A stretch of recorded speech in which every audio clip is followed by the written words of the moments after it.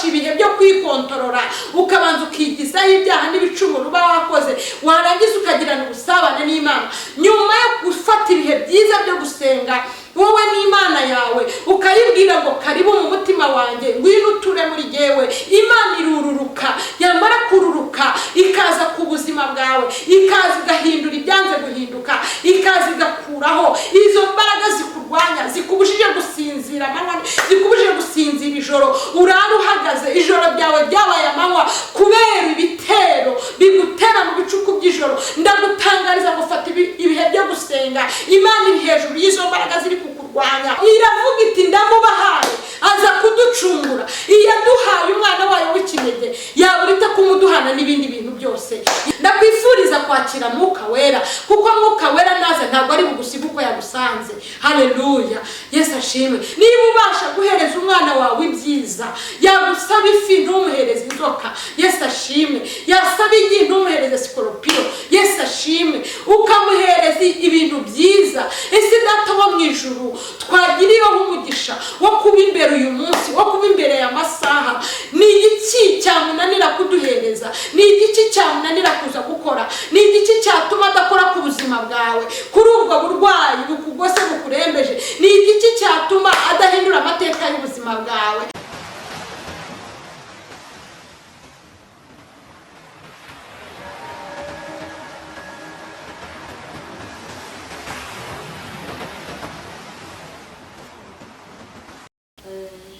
Basuhuza amazina ya Karadiriga Kwisi Jani,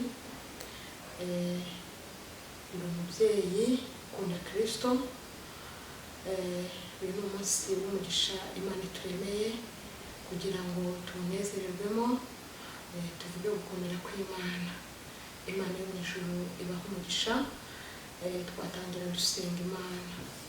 Mana Data, turakwinginze kandi turagushimye. Uri Imana yo kubahwa, uri Imana yo gucirirwa bugufiya. Duhinduye umushyitsi munsi ukuboko kwawe kugira ngo tubabarire, maze uduhe imbaraga z'uru rugendo Jehova. Yemerera rero imbabazi zawe zitwuhagire kuri uyu munsi, utuboneze, udukureho umugayo, maze ijambo ryawe tugiye kwiga, tugiye kwakira, bitubere ibyo kurya bitunga ubugingo. Ni ukuri ubugingo bwacu bugaburirwe kandi buhage, kuko niwe uzi ikibumara inzara. Turaguhindahinze rero kugira ngo ugere mu mitima y'abarushye, ubiteho kandi ubarengere. Mu izina rya Kristo Yesu tubisenze ngo twizeye, amen. Tugiye gusoma ijambo. Yesu ashimwe. Ijambo riri muri Luka.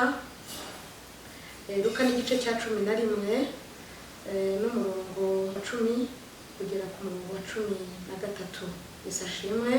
Tugiye gusoma iri jambo ry'Imana. Hari icyo riri butugezeho, hari icyo riri butwungure, kuko ijambo ry'Imana ni ubuzima. Titire y'ino jambo iravuga ngo Yesu yigisha abigishwa be gusenga. Haleluya. Nanjye icyo nje mvuga ni imbaraga ziri mu gusenga. Imbaraga ziri mu gusenga uyu munsi wa none. Ndi kuzumva cyane, cyangwa ndumva mfite iyushurirwa mu gusenga, kuko mu gusenga niho hantu nasanze hava ibintu byose umuntu atatekerezaga. Yesu ashimwe. Rero impamvu Kristo yigishaga intumwa ze gusenga nuko yabonaga ko gusenga bikenewe. Haleluya. Yararebaga akabona izi ntumwa ntabwo gusenga kwazo ni gukeya, akabigisha gusenga. Rero nanjye nkinjira nkisomera ijambo nabonye imbaraga zo gusenga. Haleluya. Bivuga ngo dukwiye kwiga gusenga, tukiga gusenga amasengesho y'umwihariko, amasengesho atari mu kivunge, amasengesho atari mu kavuyo, amasengesho y'uburyo bwombi. Haleluya. Imana ishimwe. Kuko nasanze gusenga, iyo usenze ufite umutima uboneye, ugahanga umutima wawe ukawerekeza ku Uwiteka, havamo igisubizo. Yesu ashimwe. Ndi umugabo wo guhamya ko gusenga hajya havamo ibisubizo, hajya havamo igisubizo umuntu atatekerezaga. Kristo ashimwe. Rero dusomye iri jambo, reka tubanze turisome kugira ngo abe ari byo twigiramo. umurongo w'icumi uravuga ngo kuko umuntu wese usaba ahabwa, ushatse abona, ukomanga agakingurirwa. Imana ishimwe. Umurongo wa 11 uravuga ngo mbese ninde muri mwe ufite umwana yamusaba umutsima akamuha ibuye, cyangwa ifi akamuha inzoka, cyangwa yamusaba igi akamuha sikorupiyo? None se ko muzi guha abana banyu ibyiza kandi muri babi, so mu ijuru ntazarushaho rwose guha umwuka wera abawumusabye? Yesu ashimwe. Haleluya. Aya ni amagambo agaragara nkaho ari makeya, ari menshi, ariko arimo ibintu byinshi by'umumaro. Yesu ashimwe. Hano iri jambo riranejeje cyane ngo kuko ngo umuntu wese usaba ahabwa, ushatse akabona, nukomanga agakingurirwa. Yesu ashimwe. Bivuga ngo mu gusenga harimo gushaka kandi tukabona, harimo gusaba kandi tugahabwa, harimo gukomanga kandi tugakingurirwa. Yesu ashimwe. Niyo mpamvu navuga ngo topic y'uyu munsi iri kuvuga ngo gusenga. Yesu ashimwe. Imbaraga zo gusenga. Iyo wasenze iyo wasenze urakomanga. Yesu ashimwe. Wakomanga ugakingurirwa, wamara gukingurirwa ugasaba ugahabwa. Yesu ashimwe. Haleluya. Imana ihabwa icyubahiro. Imbaraga rero zo gusenga nje kubabwira uyu munsi wa none ni imbaraga zihindura ibihe. Yesu ashimwe.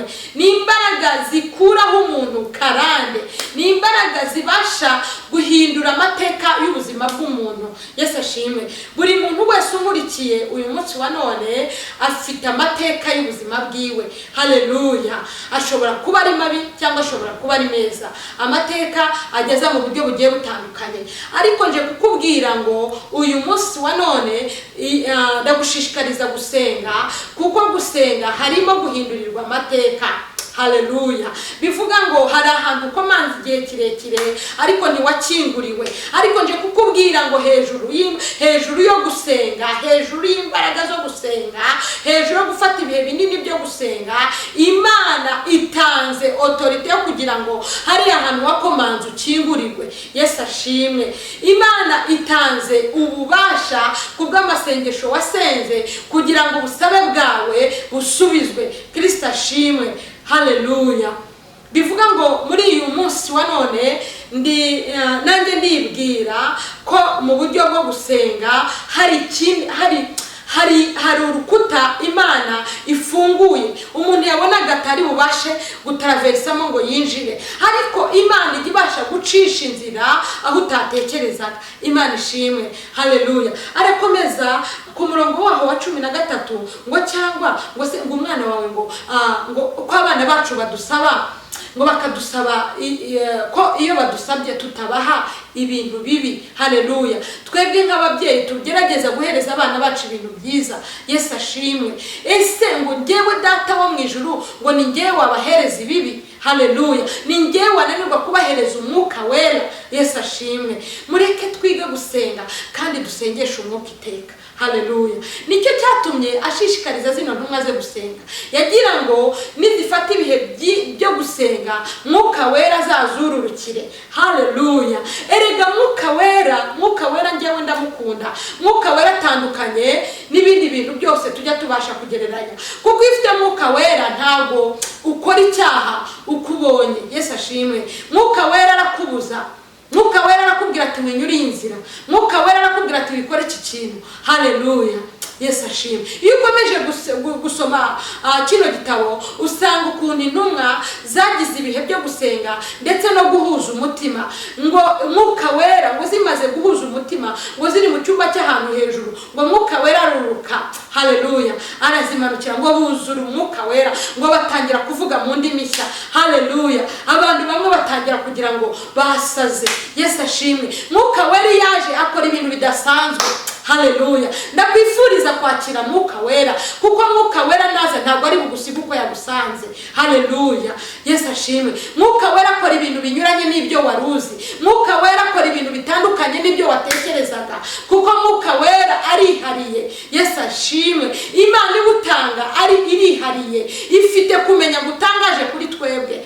Niyo mpamvu uyu munsi wa none nje kukubwira ngo ese so wo mu ijuru, haleluya, niba ubasha guhereza umwana wawe ibyiza, yagusaba ifi ntumuhereze inzoka, Yesu ashimwe. Yasaba igi ntumuhereze sikorupiyo, Yesu ashimwe. Ukamuhereza ibintu byiza. Ese data wo mu ijuru twagiriyeho umugisha wo kuba imbere uyu munsi, wo kuba imbere ya masaha. Ni igiki cyamunanira kuduhereza? Ni igiki cyamunanira kuza gukora? Ni igiki cyatuma adakora ku buzima bwawe, kuri ubwo burwayi bukugose bukurembeje? Ni igiki cyatuma adahindura amateka y'ubuzima bwawe?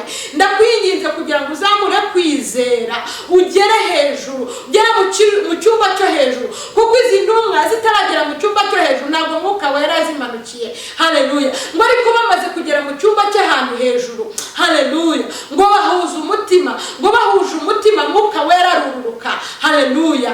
Bivuga ngo mu mbaraga zo gusenga havamo ibintu bidasanzwe. Mu mbaraga zo gusenga havamo kumenya Imana bitangaje. Mu mbaraga zo gusenga havamo agakiza kuzuye. Yesu ashimwe. Muri iyi minsi abantu babuze agakiza kuzuye, haleluya. Urasenga kubera inshuti yawe ko yagiye gusenga, urasenga kubera ko umudamu wawe yagiye mu materaniro, urasenga kubera ko umuturanyi wawe ajya gusenga. Ntabwo urimo urasenga kubera ko umutima wawe wawuteguye gufata umwanya munini wo kubana n'Imana no gusenga, wiyirije ubusa, cyangwa se wafashe ibihe byo kwikontorora ukabanza ukigizaho ibyaha n'ibicumuro uba wakoze, warangiza ukagirana ubusabane n'Imana. Nyuma yo gufata ibihe byiza byo gusenga wowe n'Imana yawe, ukayibwira ngo karibu mu mutima wanjye, ngwino uture muri jyewe, Imana irururuka.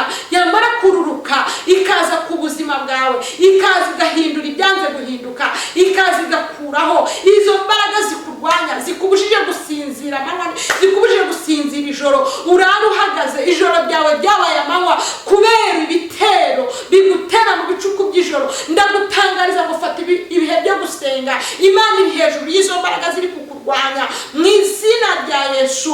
Ufata ibihe byo kwiyiriza ubusa. Ijambo ryaramwe ngo bene uwo mudayimoni ngo avanwaho no gusenga, ngo ndetse wiyirije ubusa.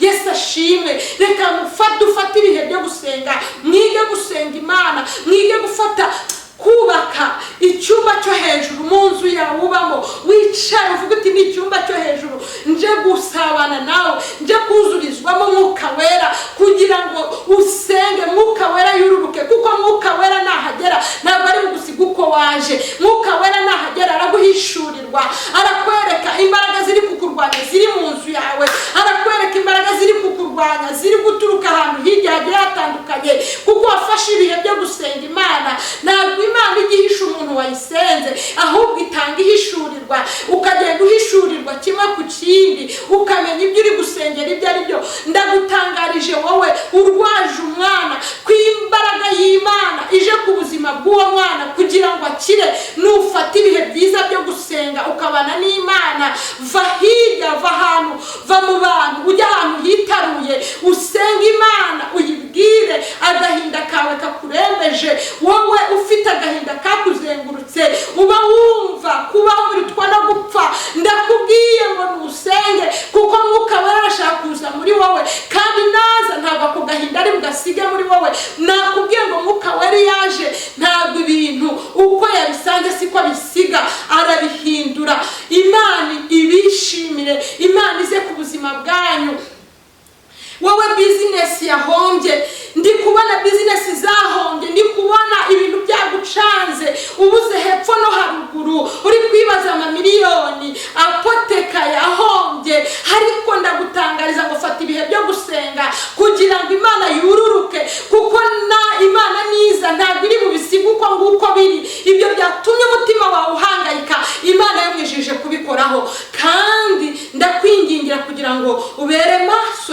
cyane gusenga, winjire mu bihe byo gusenga, usenge mu bicuku by'ijoro, ufate isaa 9 usenge, ufate ibihe wirangarira mu bidafite umumaro, ufate ibihe byo kwihuza n'Imana, ufate ibihe byo gusenga, kuko Imana yavuze ngo ese mwebwe ko muri babi mukabasha guhereza abana banyu ibintu byiza. Haleluya. Njyewe so wo mu ijuru, haleluya, nzabura ne kubahereza umwuka wera. Haleluya. Ntabwo umwuka wera azaguhereza azaza ari imfabusa ku buzima bwawe. Mwuka wera azaza aje guhindura, mwuka wera azaza aje kurema, mwuka wera araza aje kuzura ibyapfuye, mwuka wera araza aje guha umurongo ibitari mu murongo, mwuka wera araje aje kubaka urugo rwari rugucanganyukishije, ariko mwuka wera araje ntabwo ari busiga urwo rugo rwawe rwari rugucitse amarembera uko rusanze. Mwuka wera abereyeho kuturemera ibyiza. Narasomye ijambo rirambwira ngo umuntu Imana yaremye ngo ntabwo ijya yishimira ko ababara iteka. Haleluya. Bivuga ngo kubabara kwacu Imana irakuzi, ariko ntabwo ari iby'iteka byose. Bivuga ngo nyuma y'agahinda dufite, nyuma y'agahinda kanyu, nyuma y'agahinda, nyuma y'ibibazo, Imana iri kubireba ikabikontorora, kandi hari n'ikije kubikoraho ngo kuko umuntu yaremye ngo ntabwo yishimira ko ababara iteka. Haleluya.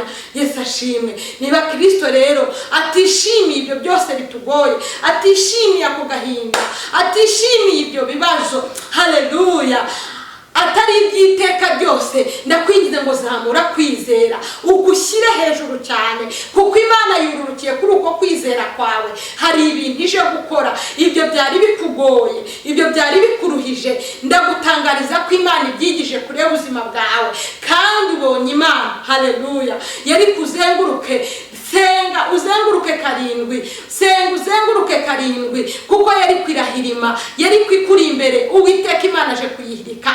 Haleluya. Haleluya. Imana ishimwe. Ndabatangariza itangazo n'ukuri byuko Imana ije guhirika yereko ziri imbere yanyu, kandi ije kuzihirika. Haleluya. Ndakubwira ngo ubwo umubabaro wawe atari uw'igihe cyose, Imana ntabwo kubabara kwawe Imana yarakumenye. Niyo mpamvu ikubwiye ngo umubabaro wawe ntabwo ari uw'igihe cyose, Imana izanye n'umunezero. Rega Imana igitanga umunezero, Imana igibasha kugaburira abashonji, Imana igibasha kubakira abantu amazu muri uyu mujyi wa Kigali, Imana igibasha gutanga business, igibasha gutanga imirimo. Yesu ashimwe. Niyo mpamvu mubwira nshuti yanjye ngo iyi Imana yaje, kandi ije ku buzima bwawe, ije kubuhindura. Haleluya. Haleluya. Imana yacu ihabwa icyubahiro. Uyu murongo ni mwiza, ukomeje gusoma urareba cyane ugasanga iyi Imana ubwitubwira ngo ese umwuka wanjye, umwuka wera nawubima. Haleluya. Umwuka wera mwasabye nawubima. Haleluya. Bivuga ngo umwuka wera si wo wonyine ari buguhe, arawuguhana n'ibindi bintu. Haleluya. Rega Imana ije gukora ku bantu bayo, ibyije kubaha. Inasanze Imana ibyo itanga igitinda. Nyambasha kubwira Imana nkayibwira ngo Mana, nzi neza ko ibyo wampaye uri bunabirinde. Haleluya. Yesu ashimwe. Nzi ko ari bwo bwishingizi. Bivuga ngo nibiguhaye mwuka wera, haleluya, Imana yaduhaye umwana wayo w'ikinege. Yesu ashimwe. Ari bo wenyine yari ifite. Kristo ashimwe. Ikamuduhereza, izaburite kumuduhana n'ibindi bintu byose dukeneye. Ikintu cyari gihenze ku Mana njye uko mbitekereza, kuko nzi agaciro k'umwana, nsanga umwana wayo Yesu Kristo ari we wari w'igiciro mu maso hayo. Haleluya.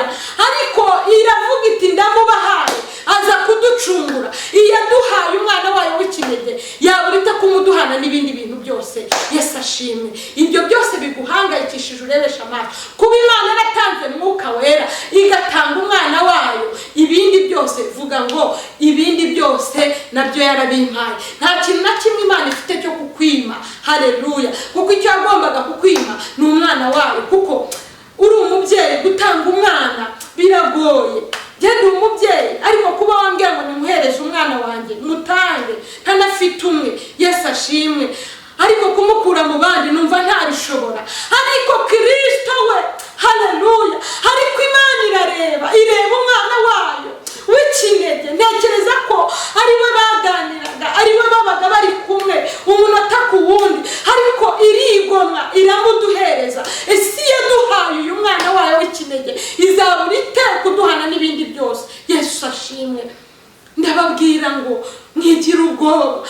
mwitendebuka, mwiva mu byizerwa. Iyi Mana niyo kwizerwa ibihe byose, mureke tuyizere, mureke dukomeze tuyizigire. Iyi Mana ntabwo izadukoza isoni, abayiringiye abo ngabo bazaba amahoro mu masashuti zanjye. Haleluya. Imana yo mwijuru ibaha umugisha, Imana yo mwijuru ibaha umugisha, ndabakunda. Shalom. Reka dusenge Imana. Data wa twese, turaguhimbaje, tugushyize hejuru, uri Imana yo kubahwa. Ese wowe waduhaye umwana wawe kinege Yesu Kristo, hari ikindi kintu na kimwe watwima? Ndarebye ndazungurutse sanze nta kindi kintu cyo kutwima ufite. Ibintu byose warabiduhaye, kuko waduhaye kinege kikaza kikaducungura, tugacungurwa. Yewe Yesu Kristo, ndagushimye. Nyemerera imitima yakiriye ijambo ryawe, iyo ngiyo nayo Kristo uyihe umwuka wera, uyihe gusobanukirwa no kumenya mutangaje, kugira ngo babashe kukumenya, babashe kwakira, babashe kwakira ibitangaza, babashe kwakira nukuri mwuka wera, babashe kwakira umwana wawe Kristo, kugira ngo babashe kwakira n'ibindi byose. Ibintu byose dusaba, nta kintu gifite agaciro kuruta umwana wawe Kristo waduhaye. Bivuga ngo wamuduhaye n'ibindi byose. Urakoze rero, urakarama. Reka mwuka wera akomeze kutuyobora inzira, kuko uri Imana y'amaboko akomeye. Tubisenge twizeye izina rya Data wa twese n'umwana w'umwuka wera. Amen.